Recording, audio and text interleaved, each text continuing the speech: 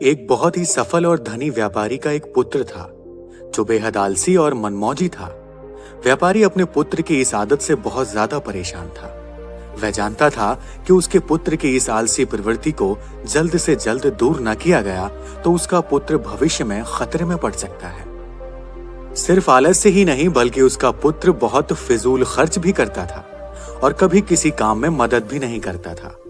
व्यापारी ने अपने पुत्र को सबक सिखाने का फैसला किया। एक दिन उसने अपने पुत्र को बुलाया और कहा, आज से तुम्हें रात को तभी खाना मिलेगा जब तुम पूरे दिन में कुछ मेहनत मजदूरी करके पैसे कमाकर लाओगे।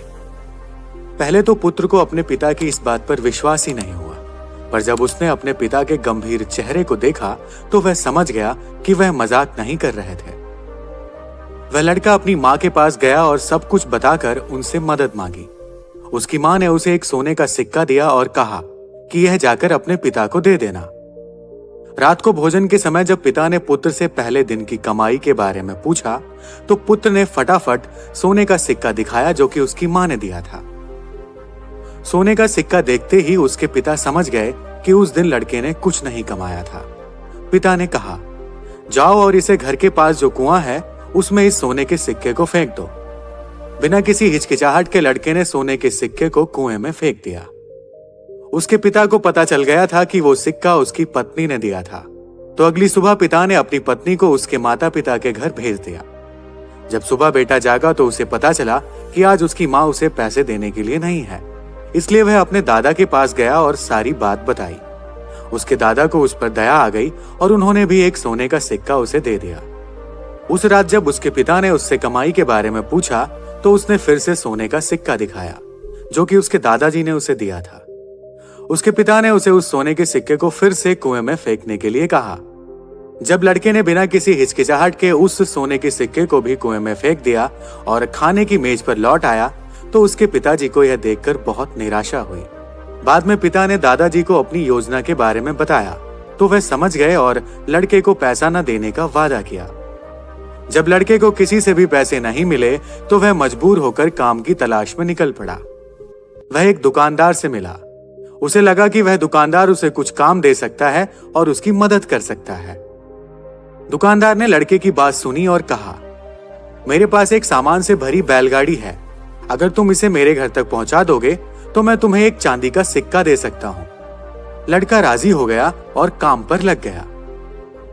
जब तक उसने बैलगाड़ी उसके घर पहुंचाई तब तक वह बहुत थक चुका था और पसीने से तरबतर हो चुका था, लेकिन उसे स्वयं एक चांदी के सिक्के को कमाकर बहुत खुशी महसूस हो रही थी।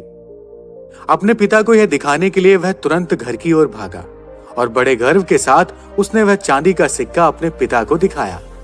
लेकिन उसके पिता ने उसे फिर से सिक्के को कुएं में फेंकने के लिए कहा, परंतु इस बार लड़के ने लगभग रोते हुए सिक्के को फेंकने से मना कर दिया और बोला, पिताजी, मेरा पूरा शरीर बुरी तरह से दर्द कर रहा है और आप मुझे सिक्का कुएं में फेंकने के लिए कह रहे हैं।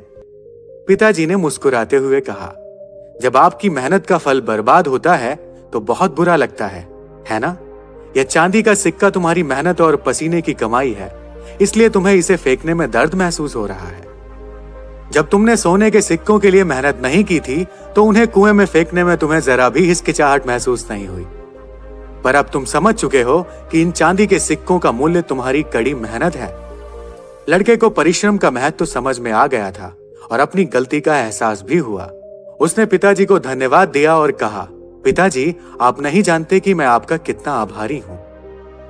दोस्तों, हम भी अपने जीवन में कई बार दूसरों पर आस लगाए बैठे रहते हैं। हमें लगता है कि कोई और हमारे लिए कार्य कर देगा, लेकिन हम यह महसूस नहीं करते कि असल में वो सब करना तो हमारी जिम्मेवारी है।